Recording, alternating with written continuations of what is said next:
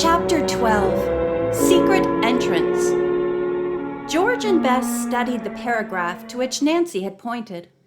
It had been written in Middle English. Nancy had learned in school to read the works of the poet Chaucer, who wrote in that language. Eagerly, she translated the quotation. "I have hidden my treasures in the niches of the cloister through which, all unsuspecting, the noble men and fair ladies pass each day to bathe." "Sounds quaint," Bess said. "But how does it help us?" "Don't you see?" Nancy said. "Ira Heath built his estate to resemble the one in England. Probably he and his son knew about the old cloister." "Granted," George nodded. "But so what? If the Heaths had a treasure to hide, wouldn't their cloister have been a good place to put it?" "Do you really think they had a treasure?" Bess asked. "I don't know," Nancy replied, "but I have a hunch they did. We know certain men are searching for a clue, but they also mentioned having found other things. Perhaps those were part of the treasure." "Is there a cloister in the Heath Gardens?" George asked. "I haven't seen one." Nancy turned the page. The three girls looked at the picture on it, which showed a long passageway flanked by columns leading toward a river. "This is the cloister," said Nancy excitedly. "Oh, I wonder whether there's one at Heath Castle." "You didn't notice it from the tower?" Bess inquired. "No," Nancy answered slowly. "But there was something leading from the castle toward the river, a kind of tunnel covered with vines." "I'll bet that's it," George said enthusiastically. "Listen, the bell. Someone's at the door." Nancy went downstairs to see who it was. The caller proved to be Salty. "And how are you, lass?" he asked with a smile. "Sorry I can't give you any report about that fellow what crashed into ye.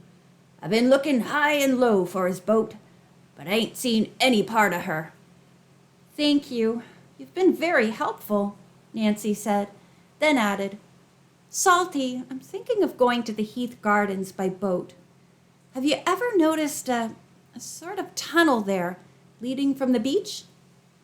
"Can't say I have," the clam digger replied. "Are you figuring on looking for one?" Nancy smiled as she said, "Perhaps sometime when you're not busy." Salty suddenly slapped his thigh and chuckled. "Women," he said. "They never come right out and say what they want. Nancy, I'll meet you and your friends at Campbell's Landing, 10 o'clock sharp tomorrow morning, barring rain." Nancy thanked him. "Another thing, Salty. I'd like to find out about Walter Heath's experiments. Are you sure you can't tell me more about them?" The man shook his head. "I don't know a thing more, but maybe Sam Weatherby can help ye." "The curio dealer?" "Sam worked at the Heath factory before he went into business for himself. He knew Walt as well as anyone in town." "Then I'll go to see Sam Weatherby," Nancy said, grateful for the information.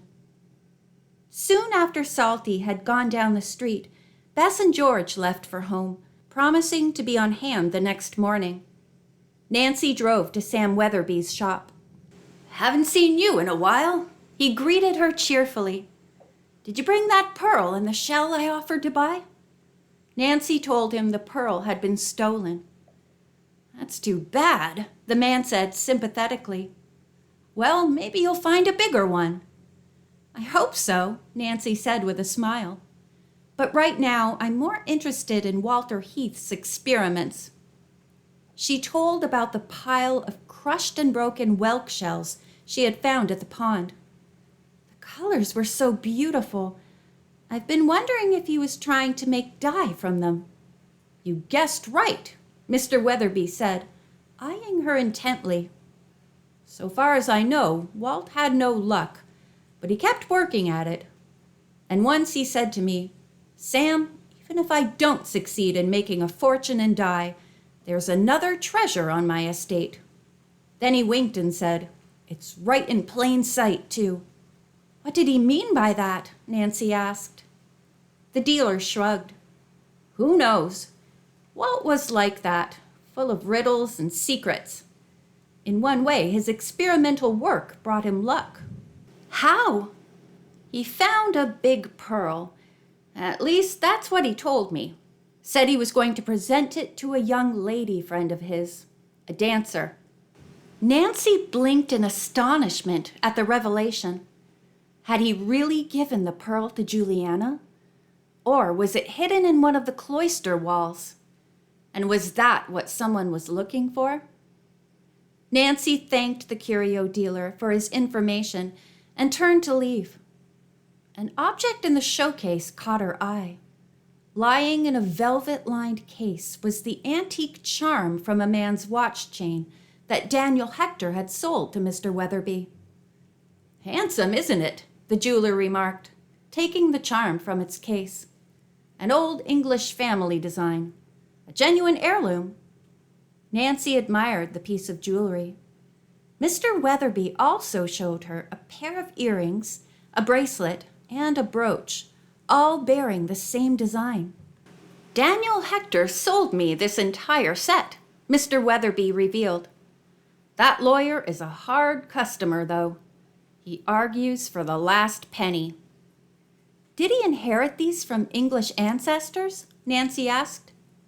That's what he said. Between you and me, I think he got them from a client who couldn't pay a bill.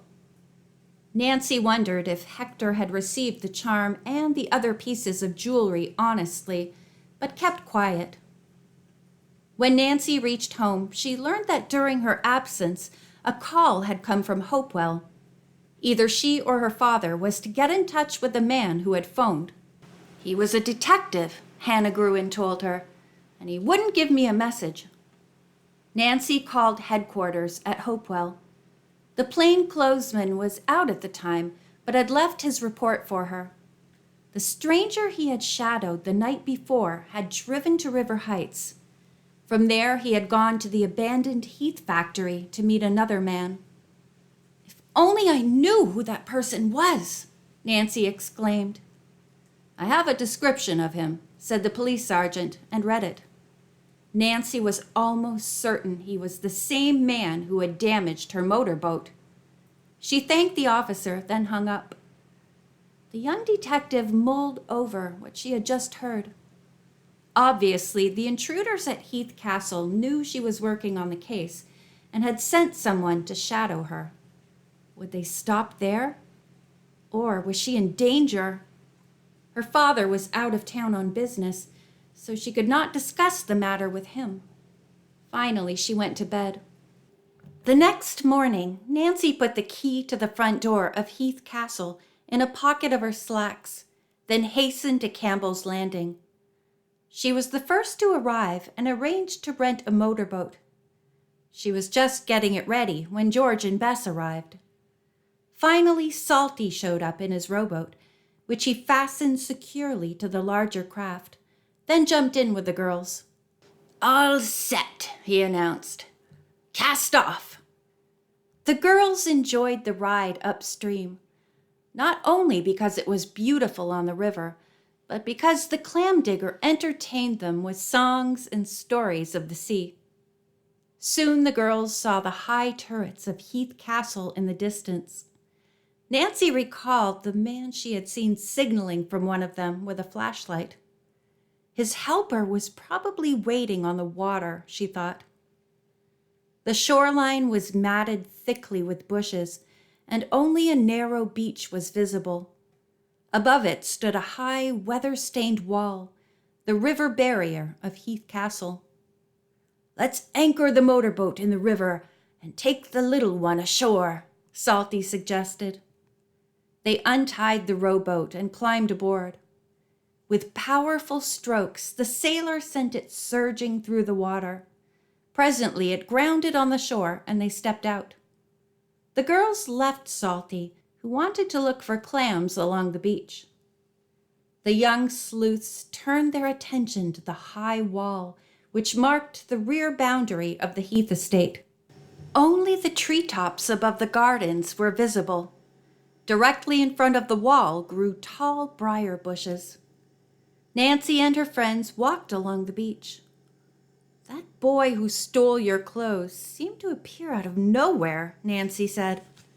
"I didn't see him scale a wall. He must have reached the beach some other way." "You mean by the cloister?" asked Bess. "Maybe. I'm sure there's an opening along here."